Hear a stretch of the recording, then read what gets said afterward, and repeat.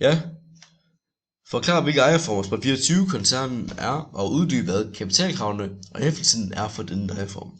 Spot24 er et aktieselskab af Sat AS. Det betyder, at de har en minimumskrav på 400.000, og de hæfter så kun med det, de har indskudt. Altså det betyder så, at hvis de for eksempel går konkurs nu, så mister de ikke deres personlige værdier, som deres biler og ting, de har købt, så er penge værd. Det betyder så, at de kun mister de 400.000, de har hæftet for. Ja. De andre ejerformer, der er, det er jo enkeltmandsvirksomhed. Det er, hvor der kun er én ejer. De hæfter med deres egen værdier. Altså, det kan være deres bil. Så hvis hvis virksomheden går konkurs, så går det ud over dem selv og deres egen private værdier. Hvad kan man sige, ja. Og ja, der er en minimumskrav på, minimumshæftelseskrav. Ja. Og så er der et interessentskab, som er et IS. Det er lidt ligesom enkeltmandsvirksomhed, der hvor der er minimum 2 ejere. Så igen hæfter de for deres personlige værdier. Og ja, hvis de går konkurs, går det igen ud over deres ting. Så er der et anpartsselskab. Det er lidt ligesom et AS. Det er, hvor der er en minimumskrav bare på 20.000 her. Det betyder altså, de hæfter sig kun med de 20.000.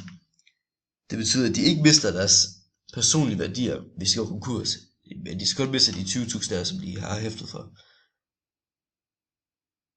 Ja, forklar hvilke regnskabsmæssige elementer til årsregnskabet ud over resultatopgørelsen, du uarbejdede i dokumentationsopgaven, og hvad disse elementer generelt viser.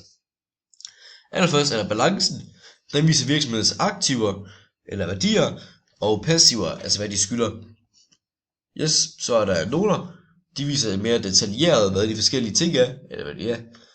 De forskellige poster, kan man også sige.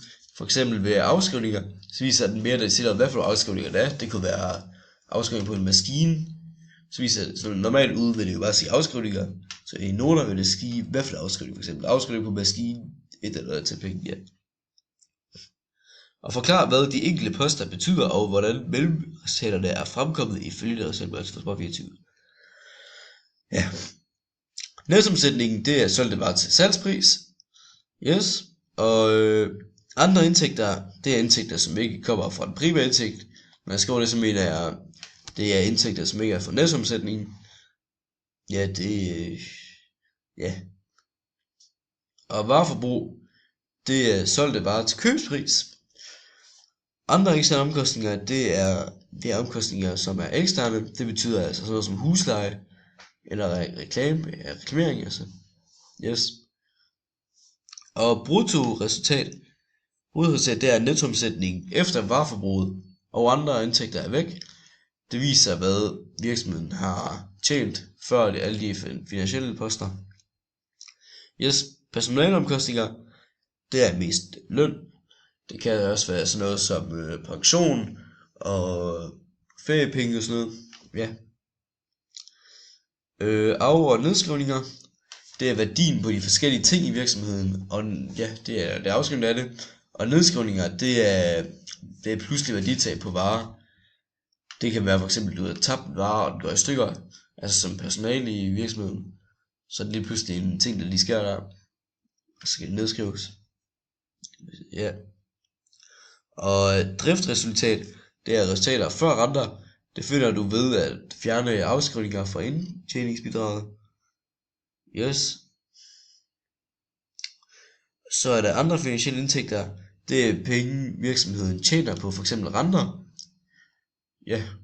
Og andre finansielle omkostninger, det er hvad virksomheden skal af med på for eksempel lån eller gebyr. Altså hvis virksomheden nu har lånt, så skal de jo betale et afdrag for eksempel på det hver måned. Og så kunne det være her, eller hver år. Og så er der resultat før skat, det er resultatet efter driftresultat, og de finansielle poster, det viser det samlede overskud før skat er taget. Og årsresultatet, det er jo så efter skat, det er overskuddet eller underskuddet. Men her er det overskuddet. Ja. Udfyld og udregning i dette skema regnskabs- og nøgletal fra resultatopgørelsen i opgave 1-2. Yes. Altså nettoomsætningen, den har jeg bare taget heroppe fra og skrevet ind, og sammen med vareforbruget. Og for at finde bruttoavancen, så har jeg jo bare fjernet vareforbruget fra netomsætningen.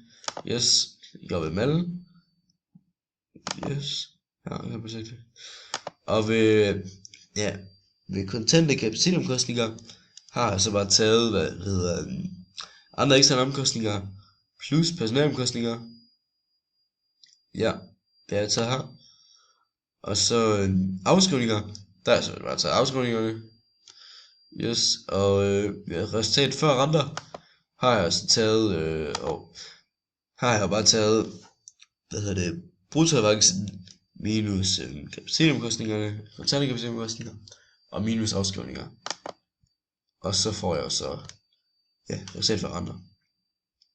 For at finde bruttoavance i procent, så skal jeg tage bruttoavancen divideret med netomsætningen og gange med 100.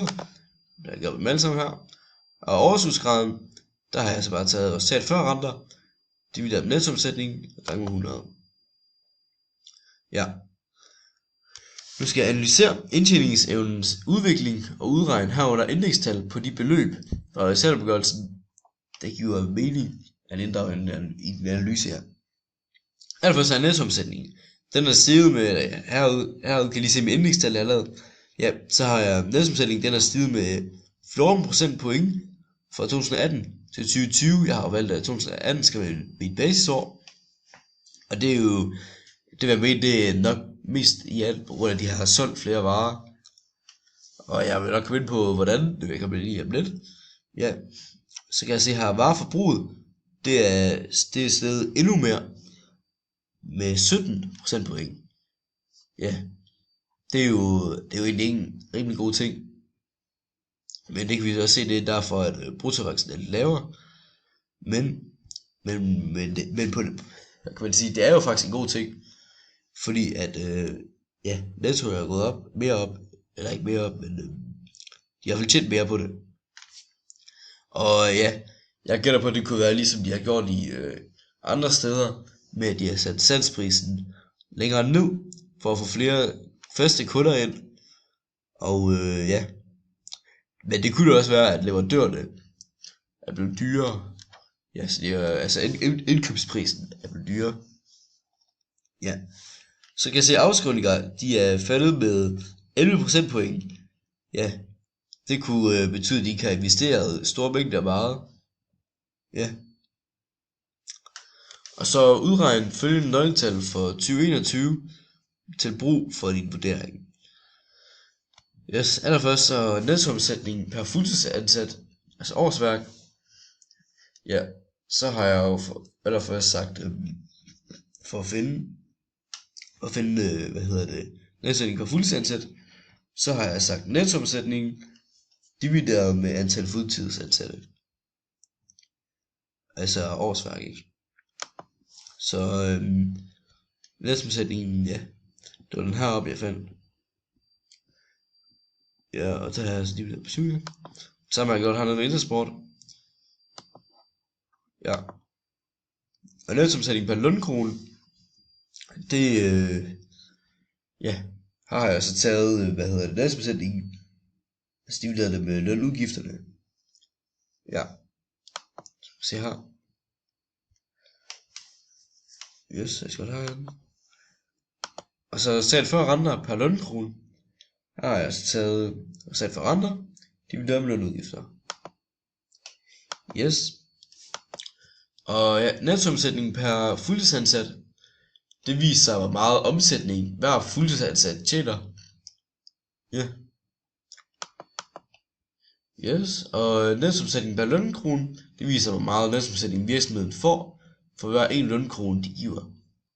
Altså så de får 5 kroners omsætning for hver en lønkrone de giver. Sammen med Intersport, ja, det får bare 3. Og resultat før renter, det er lidt af det samme, bare hvor det er rigtig godt til at vise, hvor godt virksomheden skaber deres overskud per lønkrone. Ja, så kan jeg så se, at hver gang at en medarbejder får en lønkrone for Sport24, så får de 0,53 overskud. Ja. Og jeg kom frem til, at Intersport, de har flere medarbejdere end Sport24, så mange nok tror, de tjener mere. Men det gør de også lidt, men så i forhold til, hvor mange medarbejdere der er i Sport24, så er de langt mere effektive, da de tjener meget mere end Intersport gør. Altså, du kan se her, de tjener for eksempel, hvad er det, 1,12 eller sådan noget, mere end Intersport, selvom de er langt færre medarbejdere. Så det betyder, at de er rigtig effektive i Sport24. Yes.